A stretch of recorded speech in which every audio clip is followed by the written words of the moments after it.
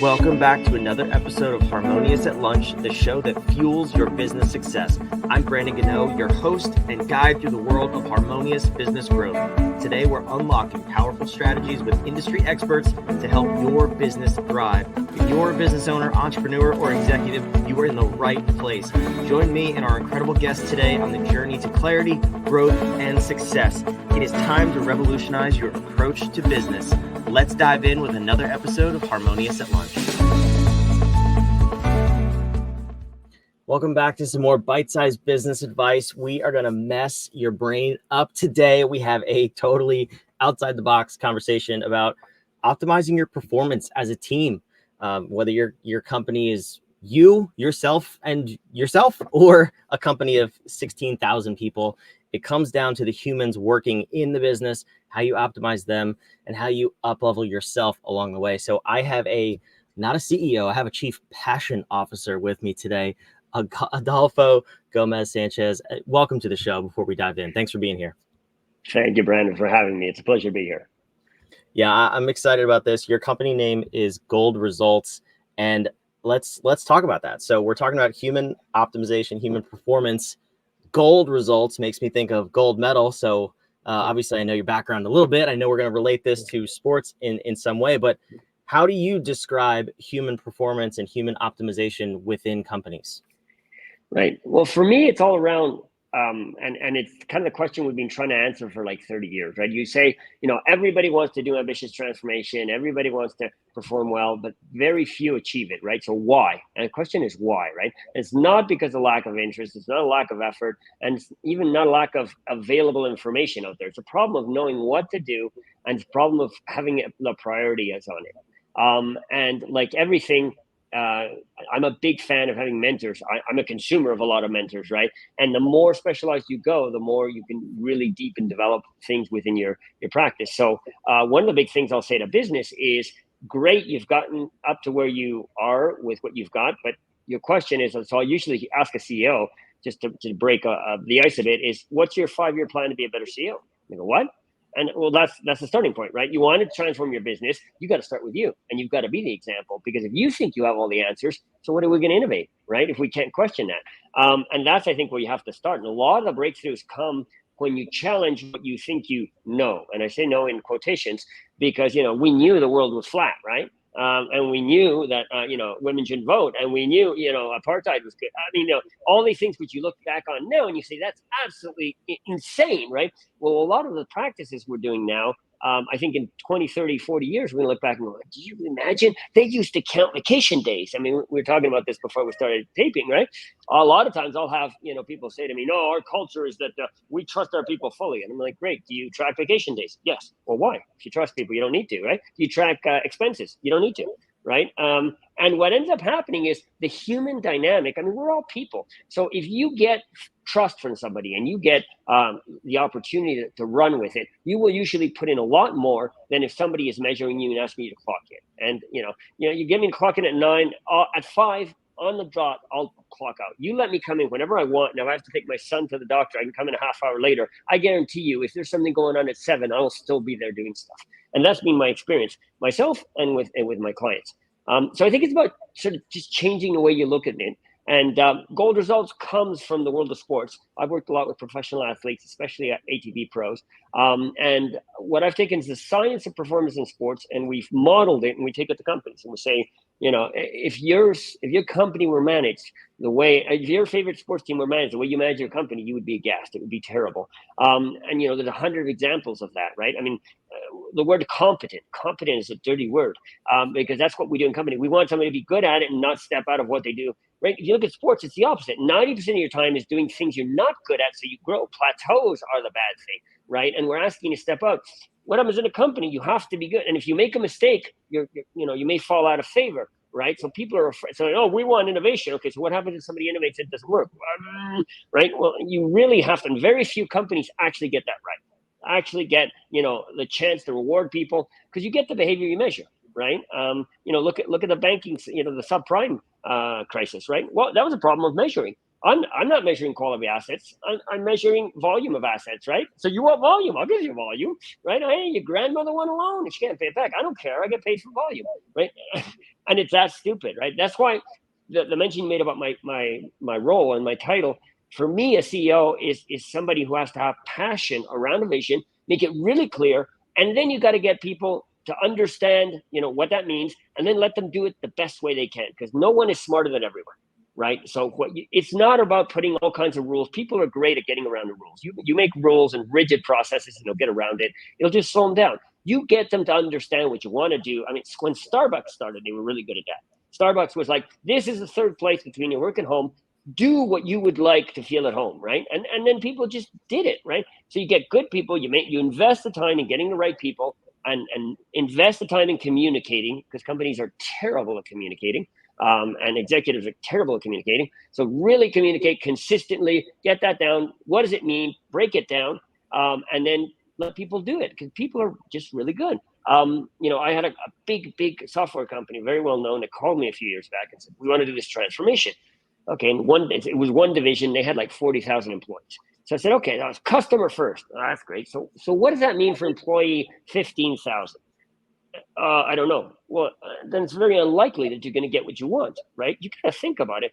And companies are really naive, I find, about this. They do these wonderful transformation plans, which are all great, if you're doing an academic piece of work.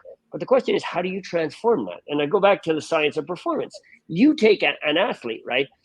Any great athlete, not only when they get professional, they keep working, but they know that it's going to take years and years and years to become a master, or to become a really, proficient professional. Anything tough takes time. It's the same. You want to be a violinist. You don't become a concert violinist in a week. You don't become an NBA pro in a month, right? Yet we think we can transform a company in 6 months. It's insane. It's absolutely insane, and it's naive, right? And so that's the first part you have to do. So we have a formula. It's got 3 big blocks, and then within it's got a bunch of variables. But the 3 big pieces just might help your listeners is, if you're going to do something like really ambitious, first you need, I call them, mindset. So it's mindset, maps, and mojo. And I'll tell you what each one means. So mindset is like your raw material. You're going to build something. You need to make sure you have quality raw materials. So that means making sure you've got your paradigms. What are your standards? How are you going to work? How are you going to, what's your culture? All the basics before you even start, because if not, it's not going to work. Right? Are you really willing to, exemplify the culture you want? Are you willing to flex and align your systems and your processes to what you want the culture to be? All of this kind of stuff. Are you willing to do it? So if you've got that, then you go into map. So once you've got your raw materials, you say, well, what am I going to build? You design it. You don't just start nailing stuff together. You design it, right? Well, that's what you got to do. And the key there is that you have to I think you need to think in decades, right? People vastly overestimate what they can do in a year and underestimate what they can do in 10 years. And again, because mastery takes time. So if you get people to consistently work towards a goal, and they understand that each piece is how it fits into the whole goal, and that whole process has pieces that are dependent, right? You don't become a taekwondo black belt until you can have the flexibility to raise your leg, right? You don't become a ballerina until you have a certain flexibility and strength. So you can't go backwards, because if you do, what you end up happening is you end up breaking something. And that's so many companies do that. They jump forward and then they have weak links, right? And it's just like the human body. If one part of your body doesn't move properly, another part compensates. But of course, it's overstretching and ends up breaking. And that's organizations work. You've always seen that, one guy or one department that everybody goes to, right? Because it works. And they pick up the slack for everyone else. But eventually that breaks, right? And that's not scalable. That only gets you so far. So you got to have mindset. You got to have the maps, which is the design. And then what I call mojo is how you actually execute. Excellence is about daily execution. And the problem we have in our society is we think it's an end state, and it's not, right? Mastery is a road, and excellence is a road. And no matter how good you are, you have to keep going. And if not, you just fall out of the race. Look at guys like BlackBerry. BlackBerry, everybody had BlackBerry, and then they disappeared off the map. Kodak. Oh no, that's great. That's great. And they, our business is film, right? Boom, out of the market. Smith Corona, world's leading typewriter company, right? They missed the boat. They didn't want to do computers, right? So just because you've done well doesn't mean you can relax, because then you get blown out of the water. And athletes know that.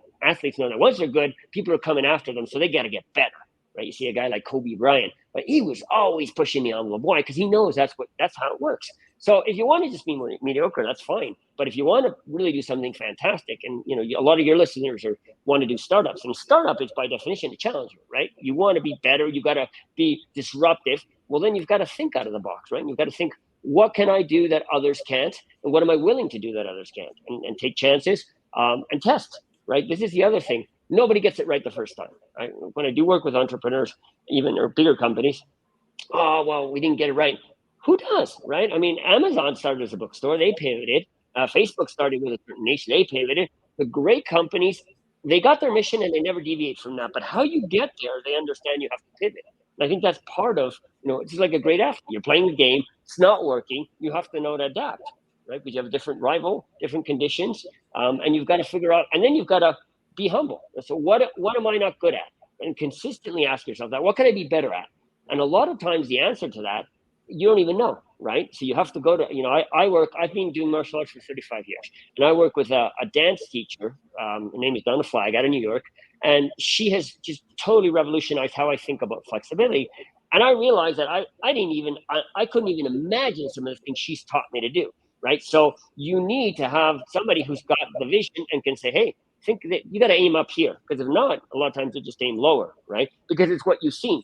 But you only so seek out mentors, and you'd be amazed. People will share their knowledge, and then how do I apply that? And then you piece it all together. So it's a lot of hard work. It's about never being satisfied with where you are, and then piecing it together and working forward. That point that you just ended on is actually really interesting, and this is what I find with our clients. So typically we work with people who are 7-8 figure businesses. They're established, they have multiple employees, and when the leader invests in themselves and the leadership team invests in themselves as well, or the leader will invest in a leadership team, oftentimes we don't invest in the rest of our team.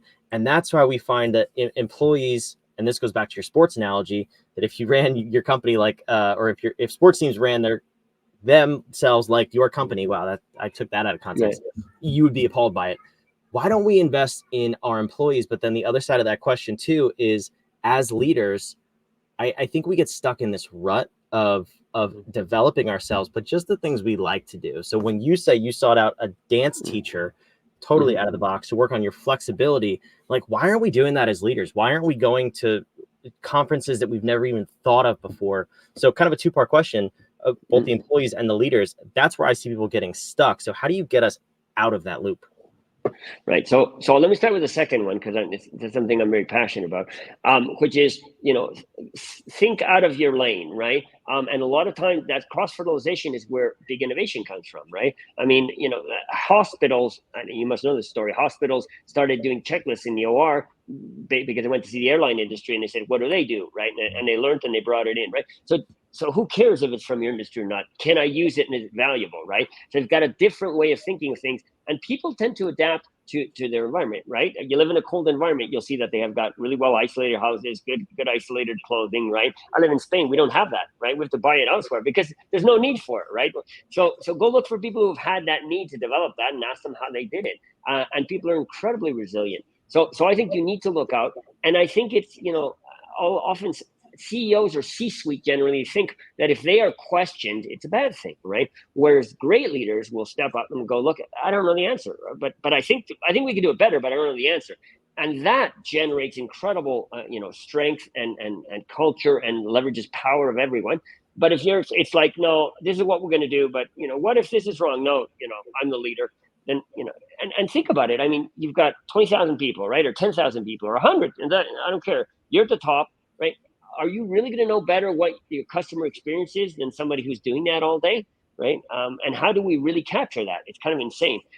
So going back to your question about why don't we invest in people, because we have this outdated model, which is the societal model that it's the top tranche, the ones that are in charge, and they're the ones who make the decision, and that's the valuable ones. And a lot of companies, you tell them, if you change most of the company, they would believe that it would perform just as well. I've seen a lot of companies say, as long as we keep our executive team. And that's absolute bullshit. But that's what we're interested in. It's a self-serving bias, right? There's actually a bias where people think that people who have had the most success in a system are the ones who think it's the fairest system. Why? Because they say if it's fair, it means I must be good, right? So they're the most resistant to change it. That's why, by definition, when you want to change something, it's really hard, because the ones who are there don't want to change it because it's been good for them, right? And they fear what the new situation would look like. And we all get comfortable. We get to a certain point, and then I've worked really hard. I don't want to give up what I've got, right? But that's the worst thing you can do. That's what kills you. So investing in people means you need to understand. I think you need to disaggregate hierarchy from contribution, right? And that's where people get messed up, right? So if you look at special forces, right, the leader of a different mission is different depending on what the mission is and who's got the skill set, right? And each one's got their own rank, and maybe a lower ranking guy will be reporting to a higher ranking guy will be reporting to the lower ranking guy in a mission because that guy's got the expertise that's most critical. And I think that's what you've got to do, right? So there's times where the CEO just has to say, I don't know, you tell me, you know a hell of a lot more about this than I do, right? And give that up. But we have this image that's terrible, right? It's what school teaches us, which is also not very well designed, right? School teaches us there's one right answer, which is not true. Work alone, don't work with others, which is not right. And failing is terrible, which is actually it's not actually a prerequisite to success. So you learn all these bad things in school, and you take them into a corporate structure, and of course, then you say, why does it work, right? Well, a lot of times companies work despite that stuff. Yeah, that's the big thing is they get away with it somehow. So yeah, school was designed to create good employees, but in today's workforce, it doesn't even do that, and it creates even worse leaders for all the reasons you just said. When I find that leaders act like that, it's their ego's just in the way, but it comes from a place more of needing to be right or needing to feel like they're superior. When a leader can put aside their ego and act with humility and say, no, I want like my team. I put my team in place so that they could tell me the answers and I can make good decisions based on our mission and our vision. That's a leader that always wins, and a company that always has that continuous development and improvement and will thrive through changes and through different market conditions. So I love that you brought that up.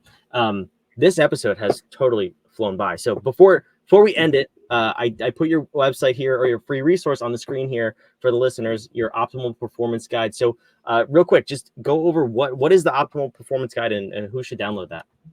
Right. So optimal performance guide is a couple of guidelines around very high level of what we were talking about, the performance formula, which, by the way, I'm going to just take advantage that we're here. In about a couple of months, I'll be publishing a book on the optimal performance formula, which is much more detailed and people can dig into it. But this guide will give you sort of the big headings and it'll give you some ideas if you want to get started right now and you want to start thinking of what things should I structure, what questions should I ask, what categories do I need. You can start using that. Because I think if you have a good guideline and you start working with it, then you may not get you all the way, but as a good friend of mine says, the first step won't get you there, but it will get you out of where you are, which is probably the most important part. Right? Yeah, I think that's really important. So last question before we wrap up here, Adolfo, is you've used the analogy of sports and sports teams. After somebody goes and downloads the optimal performance guide and they can look at it and have it in front of them. It's also PS, it's in the show notes and description down below. So watching or listening, it's below this video. What can somebody do? Let's say a small business, because I know you work with very, very large companies. Small business, you have 5 to 50 employees. What can somebody do to start running their company like a championship caliber sports team as of like today, right after they listen to this episode? What's the one thing they can do to start that change? I would say take the optimal performance guide, pick out the 1 or 2 pieces that you feel you're weakest at and work on that. Work on one thing at a time, right? So it's, I don't know, do I have a clear plan, right? What does that look like? Do I know what the culture is? And I know that sounds like an obvious question, but the answer in most large corporations is no. People cannot articulate the culture or the mission. Right? No, it's a great shareholder value. That's not a mission. That's a result, right? What makes you unique? A mission is something you can rally people around and get excited. So taking the time to articulate that, because as a society, we skip the basics, right? We want to get up to all the fancy stuff, but it's the fundamentals that really gets you there. And if you look at great athletes, look at Tiger Woods. He changed his grip and his swing, halfway through his career. That's fundamentals. Kobe Bryant changed the way he shot when he broke his hand, right? The best work on the fundamentals because that's why they are fundamentals, right? And again, once we get to a certain level, it's almost embarrassing. Oh, I don't do that, right? I'll go to corporations and I'll talk about role play, right? Before you go out. And people will say, oh, I'm very experienced. Yeah, well, Leo Messi's very experienced, but he still trains before a game and he thinks of his opponent, right? And you look at a guy like Steve Jobs, he was a master presenter and he would spend hours and hours and hours working on setting it up and the greats invest the time. Just because you don't see it doesn't mean, it's embarrassing to do it. So I would say put your ego away, think what you can learn, and reach out to mentors. And we're glad to always have conversations with people, even if we're not clients. So you can reach out to me or to anyone on our web, and glad to share any advice we can. That's fantastic. I appreciate that. Adolfo, thanks for coming. This has been a really, really informative episode that I think a lot of people needed to hear, but maybe didn't want to. So thank you for sharing your perspective on this. Well, thanks for having me here. It's always fun with you. This was great. Wherever you are watching, listening, first of all, thank you for being here. We love you. This is what we do this for you. I come on here every single day and host an episode because of the listeners, to hopefully get you out of the box you're in, help you get to that next level in business, and bring on amazing guests like Adolfo. So take advantage of the resource, the Optimal Performance Guide. It's on the screen. It's in the show notes down below. I'll have all of Adolfo's team contact info as well, his website. So make sure you go check out those resources. If you want to take your company to the next level, act like a championship caliber sports team, and achieve higher performance results. I'll see you on the next episode of Harmonious at Lunch. Thanks for being here.